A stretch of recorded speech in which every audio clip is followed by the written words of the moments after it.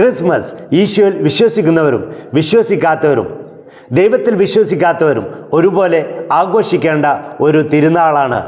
എന്തുകൊണ്ടെന്നാൽ ഒരു secular reason ഞാൻ പറയുന്നു. അത് ഇപ്രകാരമാണ്.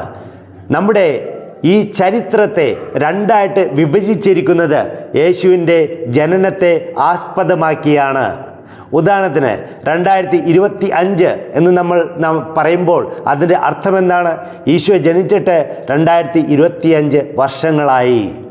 അല്ലെങ്കിൽ ബുദ്ധ എന്നാണ് ജനിച്ചത്, അത് പറയണമെങ്കിൽ നമ്മൾ പറയും ഈശോ ജനിക്കുന്നതിന് 300-400 വർഷങ്ങൾക്ക് മുമ്പ് ബുദ്ധയുടെ ജനനമുണ്ടായി.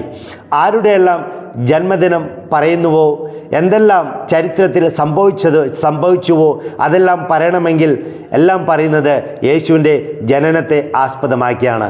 അതുകൊണ്ട് നമുക്ക് സന്തോഷത്തോടുകൂടെ ഈ ക്രിസ്മസ് ആഘോഷിക്കാം. ദൈവം അനുഗ്രഹിക്കട്ടെ.